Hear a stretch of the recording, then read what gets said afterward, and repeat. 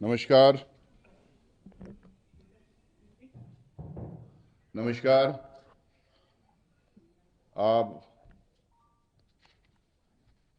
आप माध्यम के मित्र जो यहाँ पे इकट्ठा हुए हैं, आखिरी दिन कैंपेनिंग का कल तो ख़त्म हो गया, आज सब इकट्ठा हुए हैं। आप तमाम लोगों का आज की इस प्रेस वार्ता में इस्तकबाल करता हूँ।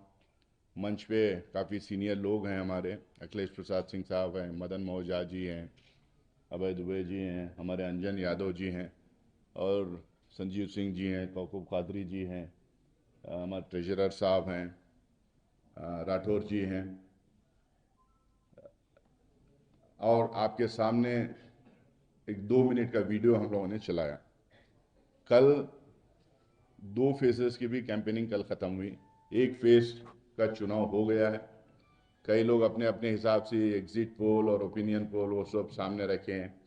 कुछ फेक आंकड़े भी लोगों के सामने लाया गया है। कल जब फाइनल फेज के कैंपेनिंग ख़त्म हुई है और जनता आने वाले कल का दिन जाके वोट करेंगे, तो ये ज़रूरी है कि हम लोग एनालिसिस करें कि चुनाव का प्रचार कैसा रहा है। बहुत सारी बहस चुनाव के कैंपेन में होती है, हेल्थी डिबेट्स होते हैं, लेकिन बिहार में 20 साल नीतीश कुमार जी की और भाजपा की सरकार के, लगभग 20 साल, बीच में इधर उधर पलटी मारते रहे वो, लगभग 20 साल की उनकी जो सरकार चली, तो इनको ज़रूरी था कि बिहार के जनता के सामने अपना रिपोर्ट कार्ड रखते। रिपोर्ट कार्ड रखने के बजाय इन्होंने बहानेबाजी की। जब बच्चा रिपोर्ट कार्ड लेके आता है, जब स्टूडेंट रिपोर्ट कार्ड अपने माँ बाप को लेके आके दिखाता है, अगर उसमें मार्क्स कम आते हैं यानी फेल हो जाता है, तो वो बहाने बनाना शुरू कर देता है और दोषी ठहरा करता है कि टीचर ठीक नहीं थी, क्वेश्चन पेपर ठीक नहीं था, क्वेश्चन ही ठीक नहीं थे, यानी तो पेपर ठीक नहीं था, लिखने का पेन ठीक नहीं था। इसी तरह से 20 साल बाद जब लोगों के बीच में जब जा रहे थे, 4 सरकारें बने, इनको चाहिए था कि 20 साल में इन्होंने 5-5 साल के बाद जो जो वायदे किए थे, जो लोगों के सामने अपनी बात रखी थी, जो बिहार की जनता को गलत वायदे किए थे, उसमें कितना ये खरा उतरे हैं, कितना काम किए हैं, कौन से सेक्टर में इन्होंने कितना काम किया है, ये लोगों के सामने रखना था। लेकिन वो तो रखा नहीं इन्होंने। इनके सारे नेता, प्रधानमंत्री नरेंद्र मोदी जी से लेके अमित शाह जी से लेके इनके सारे यूनियन मिनिस्टर से लेके ये लोकल लीडर्स तक, क्या बात इन्होंने की। अभी तो आपको हम लोगों ने वीडियो में दिखाया था, कट्टा, घुसपैठिया, दंगा, हरामखोर, पता नहीं क्या क्या इन्होंने डिबेट का स्तर गिराते हुए पता नहीं क्या क्या बक रहे थे, क्या क्या बोल रहे थे। हम चाह रहे थे कि ये जवाब दें, जो जनता चाह रही है, जो जनता सवाल पूछ रही है उसका जवाब दें। सबसे बड़ा सवाल जो हम लोग जहां जहां कैंपेन में गए थे, मैं तो कम से कम 20 पब्लिक मीटिंग एड्रेस किया, 2-3 प्रेस कॉन्फ्रेंसेस किया, कई लोगों से मिला पिछले 20 दिन में। तो सबसे बड़ा सवाल जो जनता के मन में था कि पलायन। अगर ये लोग क्लेम कर रहे हैं कि इन्होंने तरक्की की, डेवलपमेंट किया, इंडस्ट्री लाई, एम्प्लॉयमेंट बढ़ाया, तो ये सवाल जो सबके दिमाग में बार बार जो आ रहा था कि 1.5 करोड़ बिहार की जनता बाहर जाके काम क्यों कर रही है। 1.5 करोड़ पढ़े लिखे भी बाहर के जाके काम कर रहे हैं, जो पढ़ नहीं पाए वो भी बाहर जाके काम कर रहे हैं, जो डेली मजदूर, डेली जो लेबर दिहाड़ी पे जो काम करता है वो भी जाके बाहर काम कर रहे हैं। और बाहर जाके काम कर रहे हैं, किन परिस्थितियों में काम कर रहे हैं। मेरे यहाँ, मैं कर्नाटका से आता हूँ, कर्नाटका में बल्लारी से आता हूँ, जो माइनिंग सेक्टर है, सबसे ज्यादा माइग्रेंट लेबर वहां पे आता है। वहां पे 600-800 रुपए दिहाड़ी पे लोग काम करते हैं, लेकिन सबसे ज्यादा बिहार के लोगों को वहां पे एम्प्लॉय किया जाता है, क्योंकि वो चीप लेबर, सबसे ज्यादा चीप लेबर किसी स्टेट से आता है तो बिहार से आता है। 150-200 रुपए में काम करने के लिए रेडी होते हैं, इसीलिए बिहार के लोगों को वहां पे काम पे लगाया जाता है। ह्यूमिलेशन फेस करना पड़ता है, इंसल्ट उनका होता है, डिग्निटी ऑफ लेबर उनका नहीं होता है, वायलेंस के केसेस में उनको फंसा देते हैं, और जो हमारे माँ बहनें जो जाके काम कर रहे हैं उनके साथ हरासमेंट होता है। तो ये सब सहते हुए भी जाके बाहर इसलिए काम कर रहे हैं क्योंकि बिहार में नौकरियां नहीं है। पिछले 20 साल में नौकरी नाम की चीज यहाँ पे आई ही नहीं है।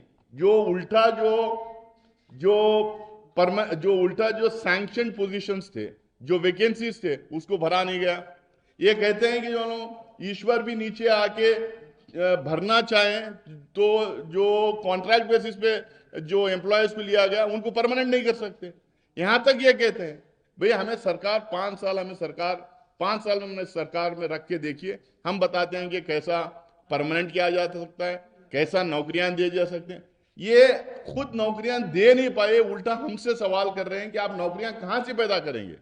भाई आप चले जाइए कर्नाटक, तेलंगाना, तमिलनाडु, महाराष्ट्र, पंजाब, हरियाणा, दिल्ली, जहां जहां हमारे सरकारें थे, कैसा हम लोगों ने नौकरियां निकाले, कैसा हम लोगों ने नौकरियां पैदा किए, कैसा हम लोगों ने इन्वेस्टमेंट लाया, कैसा वहां पे इंडस्ट्री फैक्ट्रीज लगाए, बड़े बड़े इंडस्ट्रीज कैसा ले, कैसा प्राइवेट सेक्टर में, गवर्नमेंट पब्लिक सेक्टर और प्राइवेट सेक्टर में दोनों में भी कैसा नौकरियां हम लोगों ने वहां बहाल की, तो हम बताएंगे। तो हम जनता से बार बार ये आग्रह कर रहे हैं कि इनके 20 साल में ये लोग जो कर नहीं पाए, फिर उसी तरह के बड़े क्लेम्स, हेलो स्लोगन्स, बड़े बड़े जो है स्टेटमेंट्स देके ये लोग चले जा रहे हैं। इसी तरह से इन्होंने पास्ट में दिया था, आज भी वही स्टेटमेंट्स दे रहे हैं।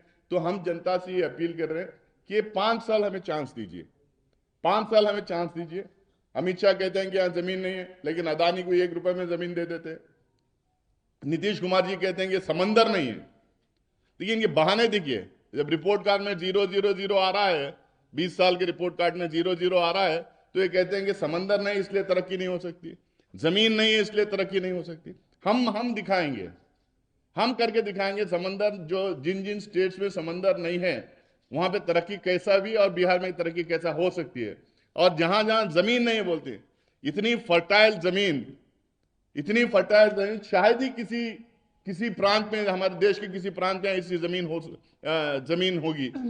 तो ये इस तरीके की बहनेबाजी बना रहे हैं। जंगल राज की ये बात करते हैं। आज एनसीआरसीबी का डेटा कहता है कि नंबर 2 इन वायलेंस। टॉप में किसने की? बिहार। नंबर 2 वायलेंस में की।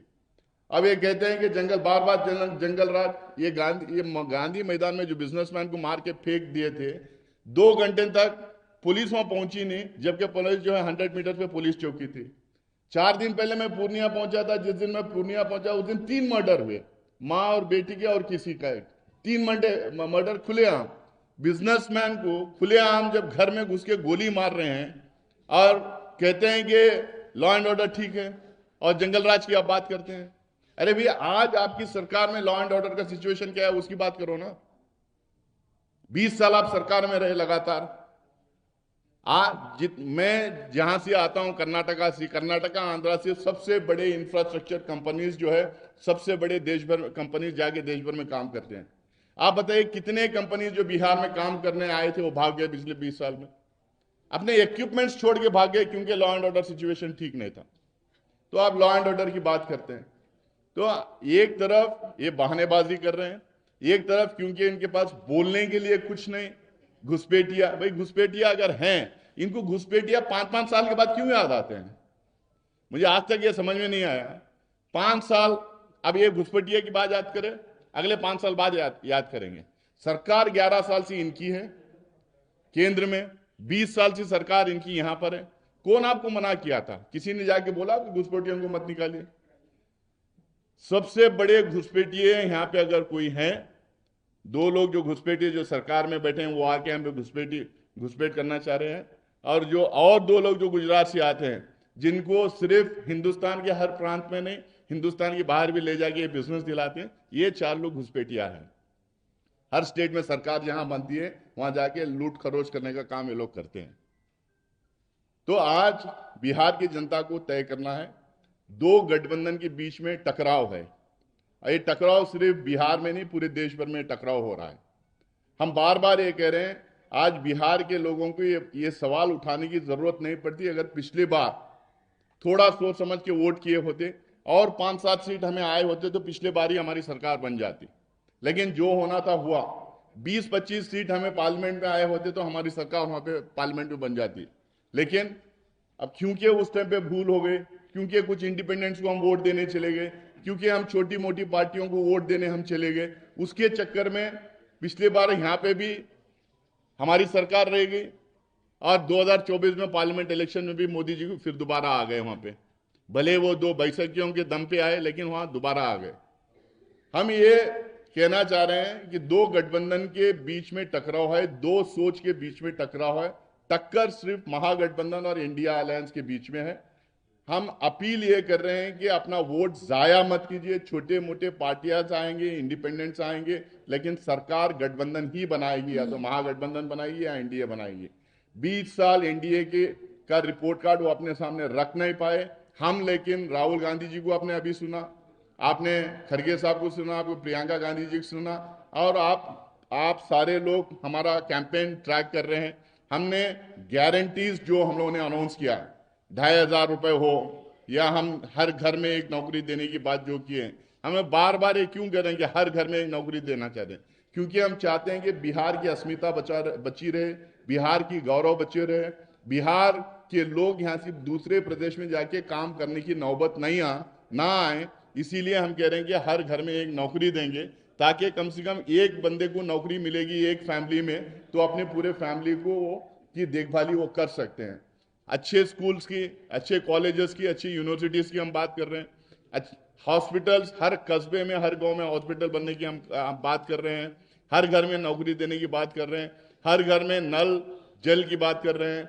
बिजली 24/7 देने की बात कर रहे हैं। आज बिजली के रेट्स तो आसमान छू रहे हैं, बिजली के रेट्स आसमान छू रहे हैं। हम उसमें 200 यूनिट फ्री बिजली, 200 यूनिट गरीबों को फ्री बिजली देने की बात की है। ये कर्नाटका में हम लोगों ने करके दिखाया। भाजपा सवाल पूछ रही है आपको कैसा कर दें। कर्नाटका में हमारे 5 गारंटीज हम लोगों ने अनाउंस किया। जिस दिन महागठबंधन की सरकार बनी उस दिन से इंप्लीमेंट करना शुरू कर दिए। तेलंगाना में 6 हम लोगों ने अनाउंस किया। अंजन यादव जी यहाँ बैठे हैं, एक एमपी। 6 गारंटीज अनाउंस किए। जिस दिन गठबंधन की हमारे कांग्रेस की सरकार बनी उस दिन से इंप्लीमेंट करना शुरू कर दिए। हिमाचल प्रदेश में अनाउंस किए, उस दिन से हम लोगों ने इंप्लीमेंट करना शुरू कर दिए। यहाँ भी हमारे जो गारंटीज हम लोगों ने अनाउंस किया, वो गारंटीज को इंप्लीमेंट कराने की जिम्मेदारी कांग्रेस पार्टी की है। हम किसी भी तरह से उसको इंप्लीमेंट करा के रहेंगे। मैनिफेस्टो जो हम लोगों ने अनाउंस किया है, हमारा मैनिफेस्टो जो है, और इसकी सरकार जब महागठबंधन की सरकार जब बनेगी, हम लोग कॉमन मिनिमम प्रोग्राम बनाएंगे। Guarantees, manifesto, common minimum programme, ये तीनों को इंप्लीमेंट करवाने की जिम्मेदारी राहुल गांधी जी की है, मल्लिकार्जुन खड़गे साहब की।